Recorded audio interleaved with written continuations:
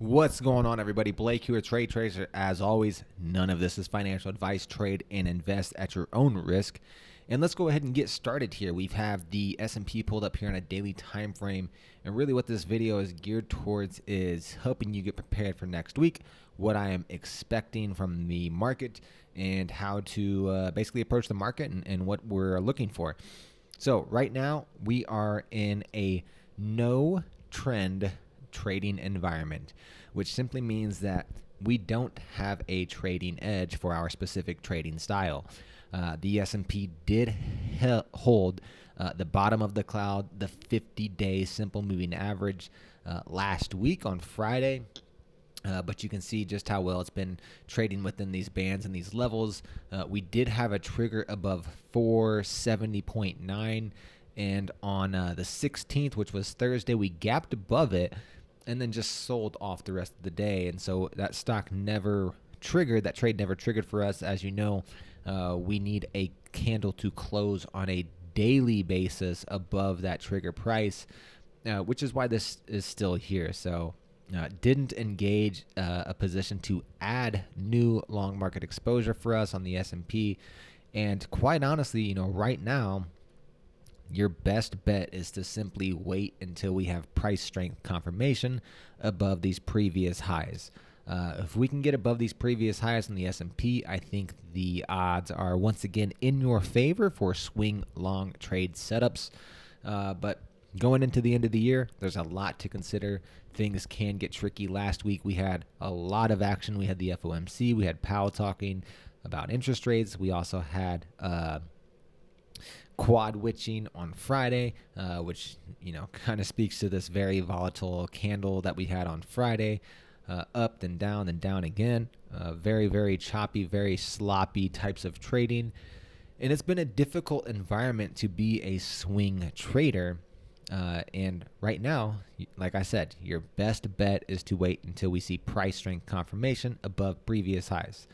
Now, currently, I am not too bearish, not too bullish. If we look at the weekly time frames, we are still technically holding trend, but we're starting to break below the top of this 10 SMA on the weekly time frame. Still a very strong uptrend since really May of 2020, been a very strong uptrend from an investor standpoint, on the weekly time frame. And right now, we've just been in the zone basically since November. So since November, we've gone sideways the past 6 weeks. So not a whole lot of momentum. I've been pounding the table saying we like to trade with momentum. And right now, we don't have momentum on our side. And that's evident from the weekly and the daily time frames. So right now, you can see this is just a very choppy market. And it's going to be tough this week. As you guys know, when we go into downtrends and no trends, our number one priority becomes preservation of capital and year-to-date gains, right? You have to understand, guys, that not every day is the best day to trade, and you have to pick your spots as to when you're going to leverage up and when you're going to put size on and really take advantage of these trends. And you can almost guarantee throughout the trading year, you're going to get a handful of really good uptrends. And if you don't make your money on those uptrends, it's going to be difficult for you to be consistently profitable in the market. We have these types of markets like this where it's up and it's down and it's a no trend, it's a downtrend. This is not conducive for our type of trading. What we like to do is we like to trade with momentum in uptrends. And you can see if I pull up the MACD, which is just simply a momentum indicator, you can see that we do have a MACD bearish crossover on the daily time frame.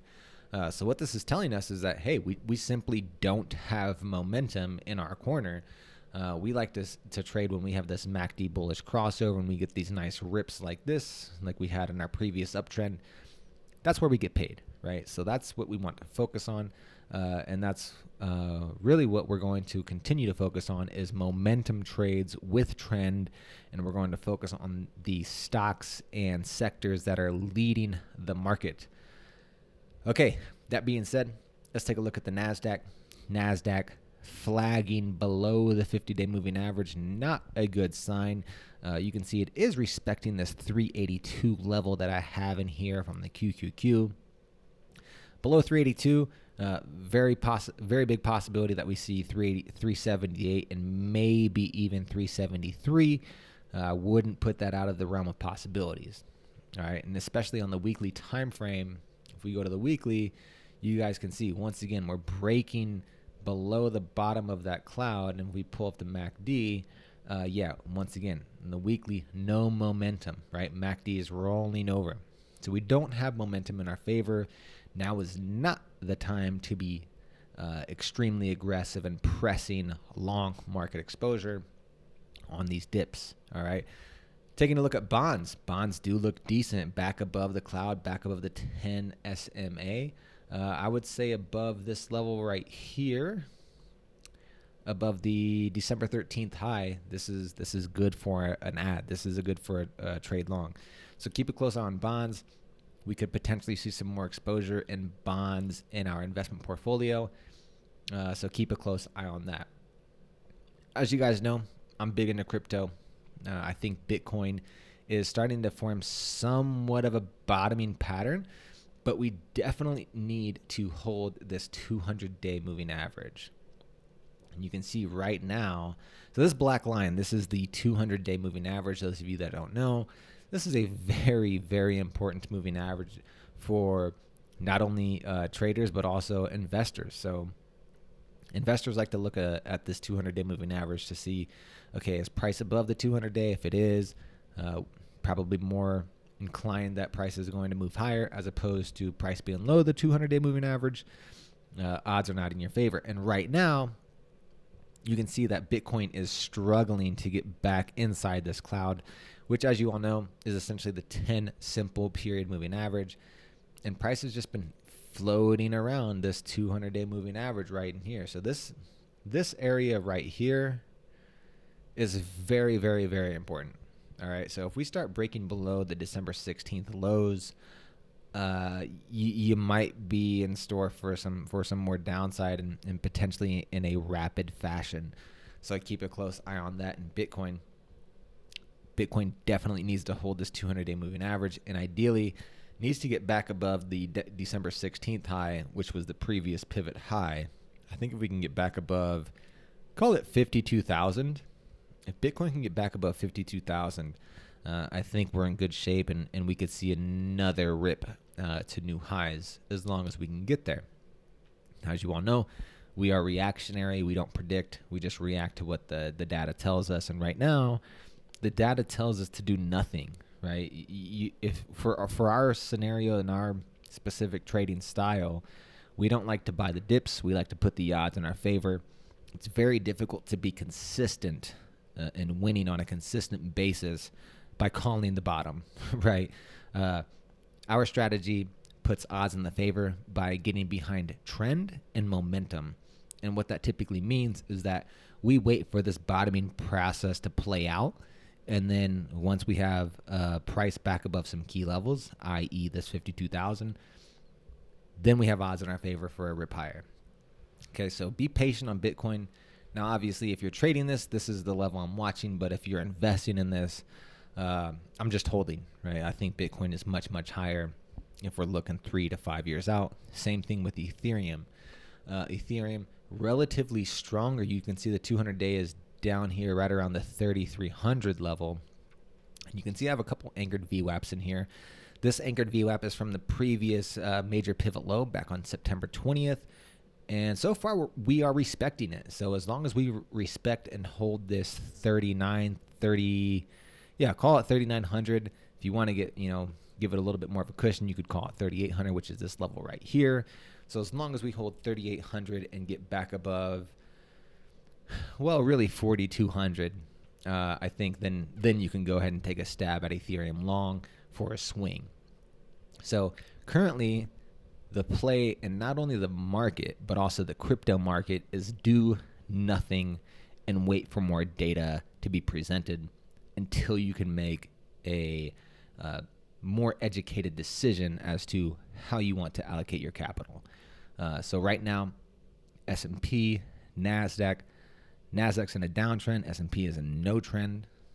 As you guys know, priority is preservation of capital.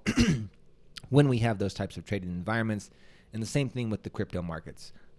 It's in a downtrend, and we really need to see some price above some key levels. We are hanging out at levels which is prime for a bounce. And what I mean by that is the 200-day moving average is typically a moving average that people that want to quote unquote buy the dip, that's a great place to buy. It's a 200-day moving average. Same thing with Ethereum. It's sitting on an anchored VWAP, an average volume weighted average price from this specific point in time. And so far it's been respecting it. So we're sitting on levels that we could bounce from, but it's really difficult to say this is the bottom and this is where you should buy. But that being said, it is in the realm of possibilities that, hey, Ethereum could bounce right here, and Bitcoin, hey, it's right below the 200-day. It could bounce right here as well. So keep an open mind for anything. If we lose some key support, we could see a sharp drop. And if we decide that we're going to get some momentum, you could see a rally higher. So just to wrap up, S&P, be patient this week, all right? We're coming into the end of the year. I'm going to get rid of this 200-day moving average, screwing up my chart. We're coming into the end of the year. You know, there's a lot of things that are going on. You have fund managers that are trying to make their books look really well for their clients. You have tax loss harvesting going on. So these next 2 weeks are going to be difficult, and typically the last trading week of the year, I don't trade at all. That's a time for me to go ahead and say, hey, it's been a year. This is what happened this year. I'm going to take this last week of the year and rejuvenate, recharge, get my mind right for 2022. And it just so happens that the end of the year is my birthday. So nicely coincides with my trading philosophy as well. All right, guys, that's all I got for you this week. As always, stay disciplined, stay focused. We are in a no trend in the S&P and a downtrend on the Nasdaq, which simply means just be patient, wait for higher odds. See you on the open.